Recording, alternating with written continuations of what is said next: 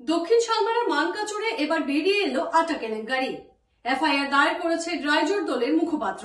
দক্ষিণ শালমারার মানকাচর জেলায় আটা কেলেঙ্কারি নিয়ে এজাহার দায়ের করেন রাইজোর দলের মুখপাত্র আনিসুর রহমান। দক্ষিণ শালমারা মানকাচর জেলার পুলিশ অধীক্ষক এজাহার দাখিল করে সাংবাদিকদের আগে বেশ কিছু অভিযোগ উত্থাপন করেন রাইজোর দলের মুখপাত্র আনিসুর রহমান। মানকাচর বিধায়ক আমিনুল ইসলামকে সাক্ষী করে এজাহার দায়ের করা হয়। দক্ষিণ শালমারা মানকাচর জেলার খাদ্য এবং অসামরিক যোগান বিভাগের ঠিকাদার, জেলার যোগান বিভাগের সহকারী সঞ্চালক এবং আটা মিলের মালিকের বিরুদ্ধে দাখিল করা হয় এজাহার। জেলায় 4 বছর ধরে রেশন কার্ডের হিতাধিকারীরা আটা না পাওয়ার অভিযোগ উত্থাপন করেছে রাইজোর দলের মুখপাত্র। উল্লেখ্য যে বিধানসভার মানকাচরের বিধায়ক আমিনুল ইসলামের এক লিখিত প্রশ্নের উত্তরে বিভাগীয় মন্ত্রী দক্ষিণ শালমারা মানকাচর জেলায় সরকারিভাবে আটা যোগান দেওয়ার কথা মন্তব্য করার পরবর্তীতেই জেলার সচেতন জনগণদের মধ্যে মিশ্রিত প্রতিক্রিয়ার সৃষ্টি হয়। মানকাচরের বিধায়ক আমিনুল ইসলামকে কড়া ভাষায় সমালোচনা রাইজোর দলের মুখপাত্রের অভিযোগে সত্যতা প্রমাণ হলো সুখচর সমবায় সমিতির সচিবের ভাষ্যে। সমবায় সচিব দ্য নিউজ প্লাসের সাংবাদিকের আগে জেলায় চলে থাকা আটা কেলেঙ্কারি নিয়ে মন্তব্য করেন। অ্যালটমেন্ট হয় কিন্তু আমি নো উঠাও, কারণ একমাত্র কথা হলো আটা বিলাকর কোয়ান্টিটি একদম বেয়া।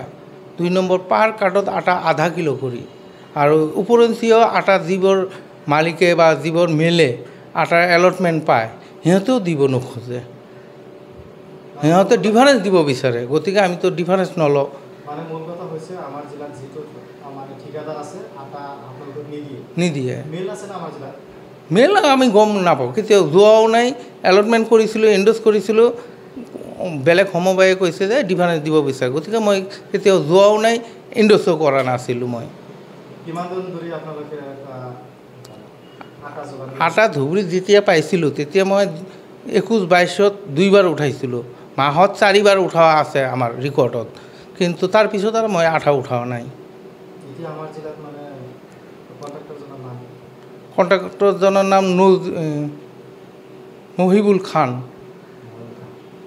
ওৰফে মনু খান, RS খানৰ ভাতৃ। 2023 পৰা।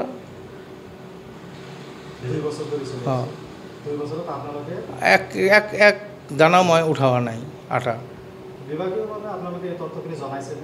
নাই, জনোৱাও নাই, কোনো নজনোৱাই। কোনো ছ'চাইটিয়ে এইটো ষ্টেপ লোৱা নাই। এই আধা কিলো আটা যদিও আনো কোনো নলয়, ডিলাৰো ল'ব নোখোজে, কাষ্টমাৰো ল'ব নোখোজে। সেইকাৰণে এতিয়াতো আৰু মাথাই মাৰা নাই। যোগানো নাপাওঁ আৰু কোৱান্টিটিও খাৰাপ, সেইকাৰণে আটাবোৰ উঠোৱা হোৱা নাই। কণ্ট্ৰেক্টৰ এজনে যাৰ নামত একচুৱেলি এলটমেণ্ট দিয়ে সিহঁতে লাভৱান্বিত।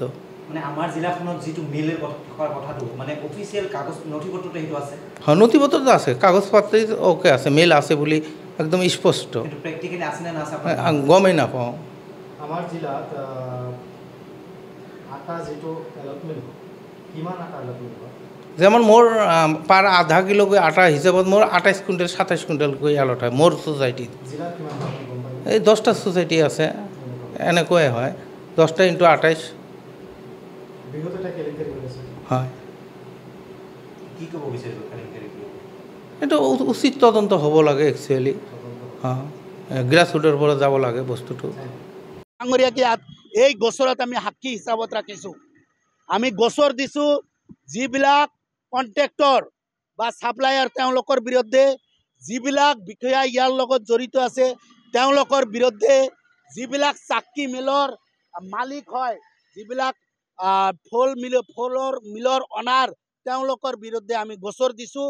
গোচৰ লগে লগে আৰক্ষী অধীক্ষক ডাঙৰীয়া ক্ৰাইম ব্ৰাঞ্চলৈ ফৰৱাৰ্ড কৰিছে। আমাৰ হাতত চিৰিয়েল নম্বৰ আছে।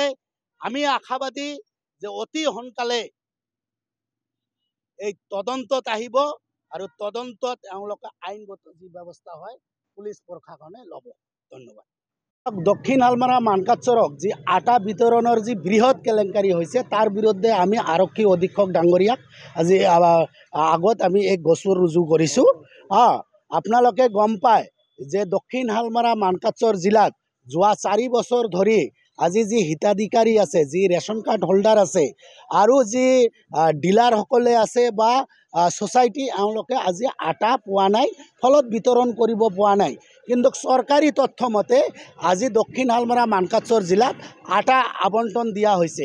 আপোনালোকে গম পাব যে বিধানসভাত যি উত্তৰ দিয়া গৈছিল, এক প্ৰশ্ন সুধিছিল, আমাৰ যি MLA ডাঙৰীয়া আমিনুল ইছলাম ডাঙৰীয়া এক প্ৰশ্ন সুধিছিল, সেই প্ৰশ্নৰ উত্তৰত কোৱা গৈছে যে দক্ষিণ হালমাৰা মানকাচৰ জিলাত আটা বিতৰণ কৰা হয়, কিন্তু সেই আটা কোনে খায়, ক'ত যায়, এই খবৰ কিন্তু আজিলৈকে ৰাইজে নাপায়, কাৰণ ৰাইজে আজিলৈকে আটা পোৱা নাই।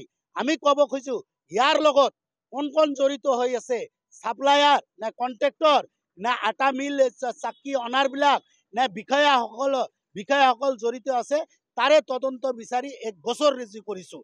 আমি আশাবাদী এই গোচৰৰ জৰিয়তে যিবিলাক বিষয়া জড়িত হৈ আছে, যিবিলাক ছাপ্লাই বা ছাপ্লায়াৰ বা কণ্ট্ৰেক্টৰ জড়িত হৈ আছে, বা যিবিলাক আটা চাকি মিলৰ অনাৰ জড়িত হৈছে, এওঁলোকে এই তদন্তৰ আওতাত আহিব আৰু এওঁলোকৰ এক বিহিত ব্যৱস্থা হ'ব।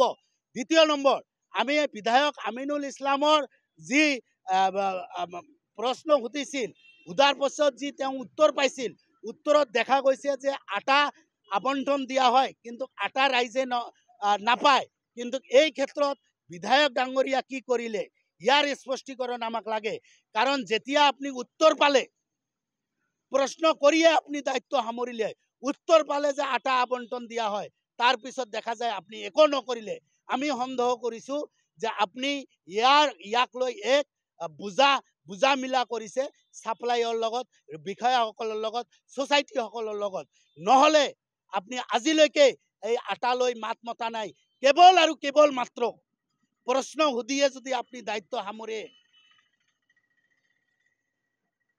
প্ৰশ্নৰ উত্তৰ পোৱাৰ পিছত আটা বিতৰণ ৰাইজে পোৱা নাই। এই পৰিপ্ৰেক্ষিতত বিধায়ক ডাঙৰীয়া আপুনি কি কৰিলে? আপুনি প্ৰশ্ন কৰা এই প্ৰশ্ন আমাৰ হাতত আছে, উত্তৰ আমাৰ হাতত আছে। এই উত্তৰ মতে আজি আটা বিতৰণ কৰা হৈছে। এই আটাৰ ভাগ আপুনি কিমান শতাংশ পালে? আপুনি ইমান ভোকাতুৰ নে? ইমান ধন খাখুৱা নে? ৰাইজে, দুখীয়া ৰাইজে আজি আটা পোৱা নাই। আপোনাৰ উত্তৰত আহিছে, কিন্তু আপুনি এষাৰ মাত মাতা নাই। কিয় আৰু কিয়? যোৱা 4 বছৰ ধৰি 90,000 হিতাধিকাৰী আছে আমাৰ জিলাত। এই 90,000 হিতাধিকাৰী আজি আটা পোৱা নাই। যে কোনো খবৰেৰ জন্য যোগাযোগ কৰুন 7099017330 এবং 7099017110 নম্বৰে।